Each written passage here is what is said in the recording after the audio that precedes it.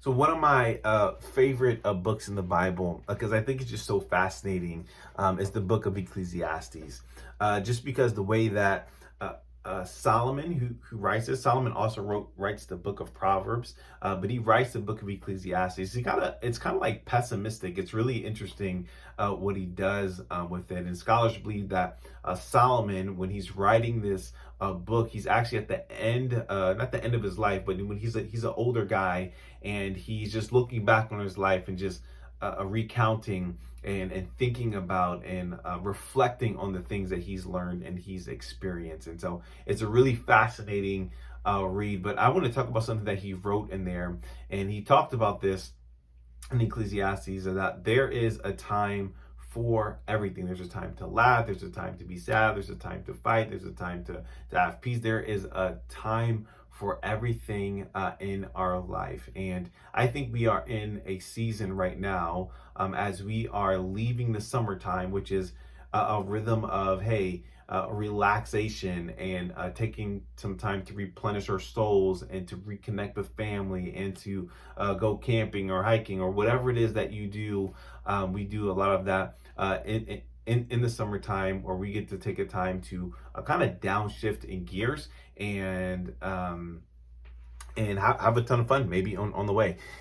Now what we're doing is we are entering a time where we're gearing up for most of us. And so maybe it's going back into some old rhythms, like picking things back up. Maybe you're going back to school and getting the kids ready for school, and your job is kind of entering back into some normal rhythms. Whatever it may be, we pick up some rhythms that we have.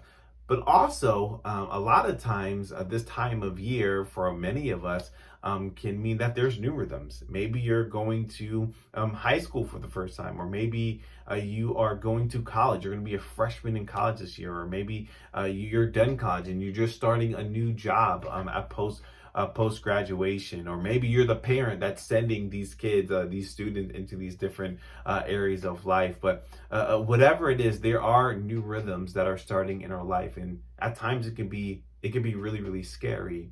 And I want to offer something that can be maybe a new rhythm to add. And I think it would help with some of the new things, some of the challenges that we're facing. That is getting in community, getting inside of a group of people that is pushing you towards Jesus, that is pointing you towards Jesus. The writer of Hebrews, as he or she is writing to this group of people, really encouraging them to continue to meet together. You read this in 10:25. I want to paraphrase what the writer is talking about, but this is the idea that, hey, do not forget to meet with one another. Keep meeting with one another, and don't be like the world. As they stop meeting, I want you guys to continue to meet, because to have this faith in Jesus, to the thing that we proclaim, and it is really important to hold on to that. And we're able to hold on to that when we are in a group of people that is encouraging one another, that's pushing one another, that's loving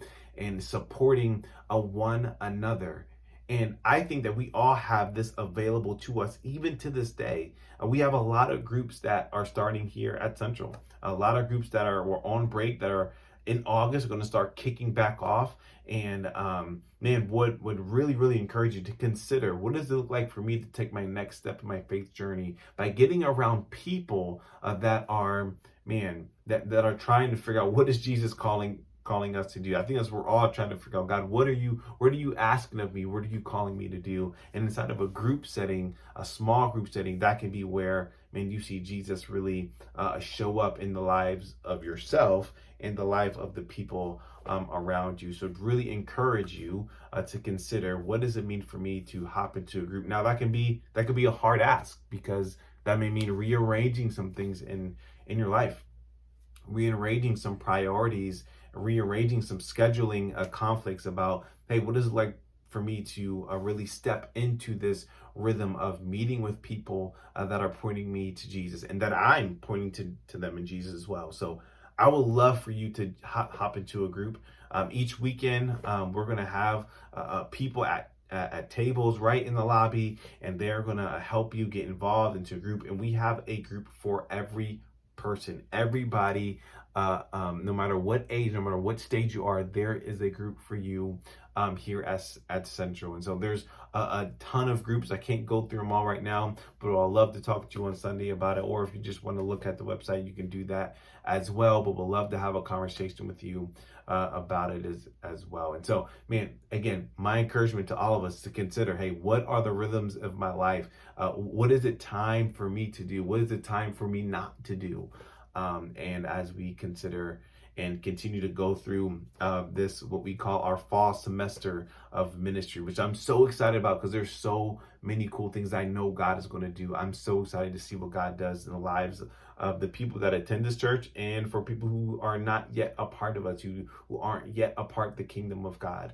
I don't know what he's going to do, but I know he's going to move. And my prayer is that he allows me to see some of those things that he's doing. So appreciate you all. If I don't know you and I've never met you before, man, I would love to meet you. I would love to take a moment and just to introduce myself and to hear your heart and hear your story. So again, man, love you guys. Appreciate you guys. See you guys. Welcome back if you're coming back from vacation, and I'll see you soon. All right. Bye.